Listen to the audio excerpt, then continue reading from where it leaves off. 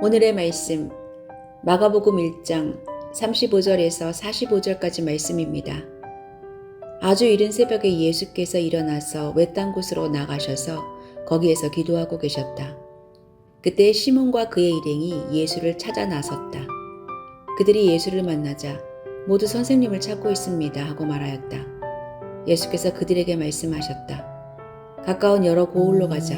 거기에서도 내가 말씀을 선포해야겠다. 나는 이 일을 하러 왔다.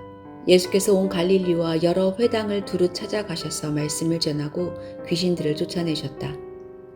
나병 환자 한 사람이 예수께로 와서 그 앞에 무릎을 꿇고 간청하였다. 선생님께서 하고자 하시면 나를 깨끗하게 해주실 수 있습니다. 예수께서 그를 불쌍히 여기시고 손을 내밀어 그에게 대시고 말씀하셨다. 그렇게 해주마.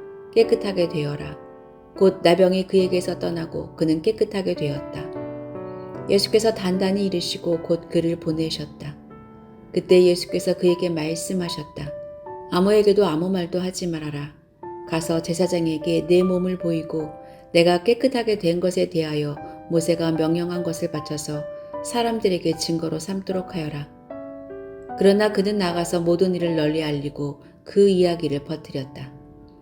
그러므로 예수께서는 드러나게 동네로 들어가지 못하시고 바깥 외딴 곳에 머물러 계셨다. 그래도 사람들이 사방에서 예수께로 모여들었다.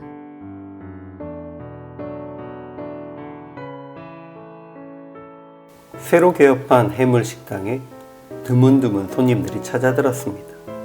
그러던 어느 날 손님 한 사람이 굴을 먹다가 값비싼 커다란 흑진주를 발견합니다. 이 소식이 여기저기 알려지면서 손님들이 문전성시를 이루기 시작합니다. 그러면서 손님들은 맛있게 음식을 먹는 것보다는 조기에서 진주를 찾는 일에만 집중하게 되었고, 그러다 보니 음식은 식어서 맛없게 되기 일쑤였습니다. 결국 한동안 붐비던 식당은 그나마 드문드문 있던 손님들마저 끊어져 버리고 말았습니다. 진주를 찾았다고 자랑한 사람 덕분에 식당이 잠시 잘 되었지만 이 식당을 위해서는 진주의 소식이 아닌 음식이 맛있다는 소식이 필요했던 것입니다. 예수님은 새벽 날이 밝기 전 한적한 곳을 찾아 기도로 사역을 준비하셨습니다. 그러나 예수님을 찾아 나선 시몬과 제자들은 사람들이 주를 찾으니 돌아가시길 권합니다. 이에 예수님은 다른 가까운 마을들로 가서 전도하실 것이며 이를 위해 당신이 오셨다고 말씀하십니다. 이후 예수님은 회당에서 가르치며 전도하셨고 귀신을 쫓아내시고 당신이 원하시면 저를 깨끗하게 하실 수 있습니다 라고 말하는 나병 환자를 고쳐주기도 하셨습니다. 예수님은 고침을 받은 자에게 이 일을 알리지 않도록 경계하십니다. 그렇지만 그는 이 소식을 널리 퍼지게 했고 이에 예수님은 드러나게 동네에 들어가지 못하게 되었습니다.